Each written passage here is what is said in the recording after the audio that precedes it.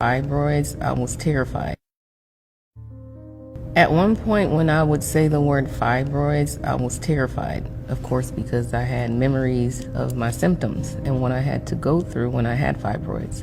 But I am here to share my story, and it's not an easy story to listen to.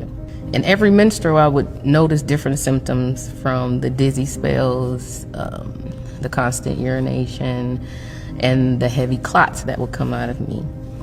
But with the fibroids, I didn't make the decision to figure out what was going on with me until I fainted. And that's when everything changed.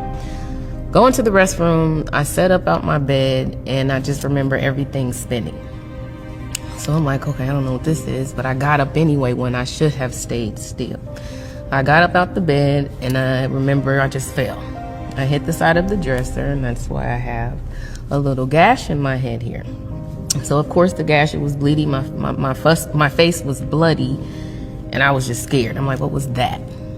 It's time to go to the hospital, and that's when I left. Within 2 days, I was in the hospital trying to figure out why I fainted, why my menstruals were extended, where are these clots coming from, why do I have pelvic pain, and why am I constantly in the bathroom? I didn't understand. Immediately when I went to the doctor and I told my symptoms to the nurse, because you see the nurse before you see the doctor, she said, I'm about 99% sure you have fibroids. So I asked her what it was, and she said they were benign tumors that grow on your uterus. And I said, okay, I've never heard of this before. She said, oh, okay, it's nothing. It's very common in women. One thing I didn't like about the conversation is almost as if I felt dismissed, as if I'm in a common situation along with every other woman, and because it's so common, you should be able to handle this like everyone else. Meaning the way she was talking to me as if I should have been aware of a situation we never talk about. When I had fibroids, I started to remember back in the day certain symptoms, because when I researched, I noticed all the symptoms, and I'm like, okay, I had that in my 20s. And I said, okay, I had the pelvic pain when I was in my teens. So is it a possibility that I've had fibroids from a teenager up until now? I did notice the aggression in my 30s, but I had a lot of pain in my 20s and in my teens. So I believe it started then, but because we never talk about our menstrual cycles and we're taught to be hush-hush about it, there was no one to talk to. If my own mother is telling me how to keep my menstrual quiet, on the hush, I did not want to go public with a situation I was unfamiliar with. So I said no, and I broke down, I was crying, I talked to my mother about it. She said, listen, if you're in a position and you have a platform just to help one individual, help that person. But you have a platform where you can help hundreds, thousands, millions. Why not share your story? Don't be embarrassed of who you are or your struggle. Own it. So I did. The more we speak up and speak out on this particular fibroid situation, the more we bring awareness to women that are going through the same issues. So therefore we can maybe prevent miscarriages. You know, we can prevent the extended menstruals. We can stop the pelvic pain. We can stop the clots from coming out. You have options. But if you're unaware of your options, how do you know what to do? That's why I'm here. One of the many issues that I had with fibroids was my mental state of mind. Because of the many symptoms, I stopped dating.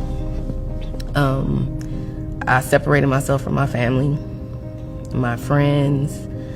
I just became self-absorbed, and I didn't know who to talk to.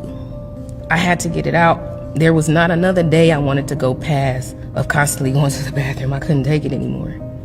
Yes, I had my surgery, but I understand that I did have other options. I just wasn't aware of the other options.